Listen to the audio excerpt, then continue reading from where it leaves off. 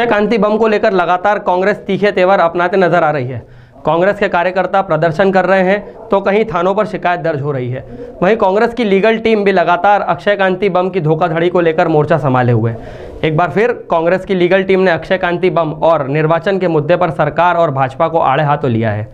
इंदौर शहर में कांग्रेस प्रत्याशी के भाजपा में शामिल होने के बाद ही लोकतंत्र की हत्या को लेकर कांग्रेस दिन पर दिन तीखे तेवर अपनाते हुए नजर आ रही है, जिसके चलते आज लीगल टीम सेल की महिला अध्यक्ष अपूर्वा शुक्ला ने मीडिया से चर्चा करते हुए कहा कि अक्षय कांति बम के नामांकन की वापसी की जानकारी हमारे पास तक भी नहीं थी।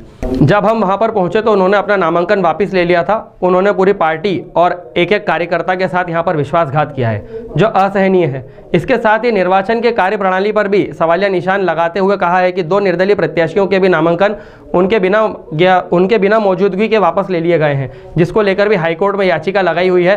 वहीं हमारे एक अन्य प्रत्याशी मोती सिंह पटेल की याचिका भी अभी डबल बेंच की विचाराधीन है। वहीं विनोद द्विवेदी ने बताया कि कांग्रेस पार्टी के मीडिया अध्यक्ष के मिश्रा द्वारा अक्षय कांति बम के खिलाफ धोखाधड़ी की शिकायत पंडरीनाथ थाने पर की गई है। अगर हमारी शिकायत पर कार्रवाई नहीं की गई तो हम लीगल एक्शन लेंगे। साथ ही लीगल सेल की टीम ने अपील की है कि कांग्रेस के साथ हुई धोखाधड़ी के विरोध में अपने मताधिकार का प्रयोग करते हुए नोटा के बटन को दबाकर सरकार को मुंहतोड़ जवाब दिया जाना चाहिए। अक्षय बम जी के कांग्रेस प्रत्याशी के और जो मेन कैंडिडेट है, डमी फॉर्म जिनका था मोती सिंह जी का और निर्दलीय, इन सब के फॉर्म लीगल सेल के द्वारा भरे गए हैं। उसमें हमने उनका जो नॉमिनेशन फॉर्म था उसमें भी आपत्ति आई थी, जिसको हमने निरस्त करवा दी थी और फॉर्म अप्रूव करवा दिया था। लेकिन विड्रॉल का जो डेट था वो 29 को था। तो हम सभी लीगल सेल के जितने भी एडवोकेट्स थे वो वहाँ पर प्रेजेंट थे, क्योंकि हमें इस बात की कोई भी जानकारी नहीं थी कि ये विड्रॉ कर लेंगे नॉमिनेशन अपना, ना इन्होंने लीगल सेल को कोई इन्फॉर्मेशन दी थी। हम बस विड्रॉल का जो जितने भी फॉर्म्स है उस पर क्या हो रहा है उसको देखने के लिए गए थे कलेक्ट्रेट में। तो it was a shock for us कि उन्होंने अपना विड्रॉल वापस, अपना नॉमिनेशन फॉर्म को वापस विड्रॉ कर लिया, जिसकी जानकारी ना उन्होंने लीगल सेल को दी थी, ना हमसे कोई एडवाइस ली थी इस बारे में। कांग्रेस के पास एक सब्स्टिट्यूट ऑप्शन मोती सिंह पटेल जी हैं, उस विषय पर क्या कहना चाहेंगे? क्या उनके हाईकोर्ट में पिटीशन के बारे में किस तरह की प्रोसीडिंग होगी? जो मेन कैंडिडेट है उनके विड्रॉल के बाद जो दूसरे कैंडिडेट है, हमारे डमी कैंडिडेट जिनके पास बी फॉर्म जमा किया था, मोती सिंह जी हैं, उनकी पिटीशन हाई कोर्ट में WP लगाई थी जो रिजेक्ट हो गई है। उसके बाद में हमने रिट अपील लगाई है हाई कोर्ट में, जिसकी आज सुनवाई हुई है और उस पर जो ऑर्डर है हर्ड एंड रिजर्व है, तो जजमेंट उसमें जल्द से जल्द आ जाएगा। कांग्रेस क्या कहना चाहेगी अपने विकल्प के तौर पर, अगर यहाँ पर मोती सिंह जी का नाम वापस होता है तो किसे अपील करेगी इंदौर की जनता से वोट करने के लिए? अभी हम वेट कर रहे हैं कि मोती सिंह की जो एप्लीकेशन लगी थी हाई कोर्ट में, तो उस पर क्या ऑर्डर आता है। अगर वो हमारे फेवर में आ रहा है ऑर्डर कांग्रेस के, तो हम पूरा सपोर्ट करेंगे मोती सिंह जी को, पूरी पार्टी। अगर नहीं आता है तो हम कोशिश करेंगे कि सुप्रीम कोर्ट से या कहीं से हमें रिलीफ मिले 13 तारीख के पहले। एंड इन दैट केस अगर नहीं कुछ होता है तो हम इंदौर की जो जनता है उनको मैं लीगल सेल की तरफ से, कांग्रेस पार्टी की तरफ से कहना चाहती हूँ कि आप ज़्यादा से ज़्यादा नोटा बटन को दबाएं। निर्दलीय प्रत्याशियों के भी नाम जो हैं वो निकले हैं और हाईकोर्ट में उन्होंने भी अपील करी है, उस पर क्या कहना चाहेंगे? ये जो घटना हुई है 29 तारीख को कलेक्ट्रेट में, इन्होंने 11:30 बजे तक जो लोकसभा के प्रत्याशी उन्होंने वापस कर लिया था अपना नामांकन फॉर्म। उसके बाद में फिर हमारे पास यही विकल्प बचा था कि जितने भी निर्दलीय हैं कैंडिडेट्स हैं या बसपा जो कोई भी है, अगर कांग्रेस का कोई बंदा नहीं बचा है तो निर्दलीय को हम बचाएं। जितने भी कैंडिडेट्स हैं उनके फॉर्म निरस्त होने से हमें बचाना था, सो दैट कांग्रेस पार्टी उन्हें सपोर्ट कर देती।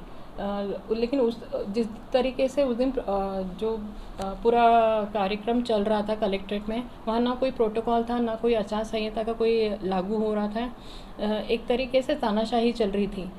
पूरा कुछ कैंडिडेट्स आए और उन्होंने एक ही हैंडराइटिंग से सारे निर्दलीय के नाम लिख के, प्रस्तावक भी झूठे फर्जी बना के कलेक्ट्रेट जो है कलेक्टर निर्वाचन अधिकारी उनको सौंप दिए। तो उसके बाद जो ओरिजिनल कैंडिडेट है उन्हें पता चला है, एक है दिलीप ठक्कर जी हैं और पवन झाला जी, उन दोनों ने वहाँ पे धरना दे दिया और कहा कि जब हम लोग आए नहीं, ना हमारा प्रस्तावक आया, तो कैसे हमारा फॉर्म निरस्त हो गया अपने आप। क्योंकि वो लोग तो, और एक निर्दलीय कैंडिडेट है जो शहर में थे ही नहीं, उनका भी विड्रॉल हो गया। तो इस तरीके से जो धांधली हुई है कलेक्ट्रेट में, उसके खिलाफ भी उन्होंने हाईकोर्ट में पिटीशन लगाई है जो अभी पेंडिंग है। आपका परिचय? एडवोकेट अपूर्वा शुक्ला, महिला अध्यक्ष, लीगल सेल, प्रवक्ता। देखिए क्या हुआ है कि ये जो घटनाक्रम 29 तारीख को हुआ, अक्षय बम ने हम सबको अंधेरे में रख के अपना नॉमिनेशन वापस लिया, और वो भी नॉमिनेशन वापस लेते वक्त वहाँ पर कतिपय विरोधी दलों के साथ थे। ऐसी स्थिति में हम लोगों के साथ धोखा हुआ, हमारी पार्टी के साथ धोखा हुआ। तो हमको ये लगा कि ये धोखा मात्र एक किसी पार्टी के साथ नहीं हुआ, उनके लीगल एडवाइज़रों के साथ नहीं हुआ, ये धोखा हुआ है इंदौर शहर की 27 लाख मतदाताओं के साथ। मैं नहीं कहता कि सारे 27 लाख मतदाता ही हमारे थे, उनमें हो सकता 5 लाख हो, 10 लाख हो। तो जिन मतदाताओं की मानसिकता बन गई थी कि वो परिवर्तन के दौर में हमारे प्रत्याशी के साथ समर्थन देंगे, उन लोगों के साथ इन्होंने धोखा किया। इस धोखे के संबंध में जब मेरी हमारे वरिष्ठ साथियों से बात हुई तो उनका कहना था इसके लिए हमें एक्शन लेना पड़ेगा, और इसमें हमारे मीडिया सलाहकार जो प्रदेश के अध्यक्ष हैं के मिश्रा जी, उन्होंने कहा कि मैं एक आवेदन बना के भेज रहा हूँ, आप मेरी ओर से ये आवेदन कलेक्टर के क्षेत्र में जो थाना आ रहा हो वहाँ पे लगाइए। तो मैंने उस चीज़ को लेकर ये आवेदन पंडीनाथ थाने पे लगाया है। इसमें हमने वो सारी चीज़ें लिखी हैं कि अक्षय बम ने जो भी किया है, भले उसके लिए कोई भी उनको प्रेरित करने वाला हो, हम उनको दोषी नहीं मानते। हम इनको इसलिए दोषी मान रहे हैं कि इन्होंने हमारे साथ विश्वासघात किया, हमारे साथ साथ इंदौर शहर की परिवर्तन करने वाली उन सारी शक्तियों के साथ विश्वासघात किया है जो उनको एक नई आशा के रूप में देख रहे थे। क्या आप मानते हैं किसी प्रकार का दबाव या प्रभाव रहा जिसमें उन्होंने दल बदल की राजनीति का समर्थन? ये तो होता है, दबाव उनके चेहरे से आप देखेंगे तो चेहरे पे दिख रहा है।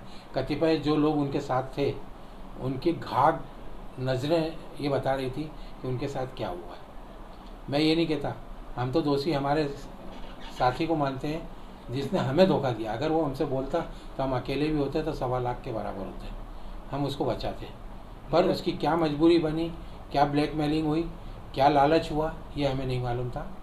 हमें तो सिर्फ ये लग रहा है कि उसने इंदौर शहर के लाखों मतदाताओं के साथ धोखा किया है, और इस धोखे के लिए उस पर धारा 420, 467, 468 के अंतर्गत हम प्रकरण दर्ज कराने का प्रयास कर रहे हैं। थाने पर किस प्रकार का आपको आश्वासन मिला है या किस प्रकार की कार्रवाई के लिए आपको बताया है कि देखिए, कार्रवाई हुई? ये तो चूँकि हम एडवोकेट हैं जी और पके हैं, जी। कानून की पूरी ज्ञान वो रखते हैं, तो हमसे इतनी बहस तो हुई नहीं। उन्होंने हमारा आवेदन लिया है जी। और ये भी बताया कि आपने जो मल्हारगंज थाने पे आवेदन दिया था वो भी हमारे पास आ गया है, तो हम इस पर कार्रवाई करेंगे।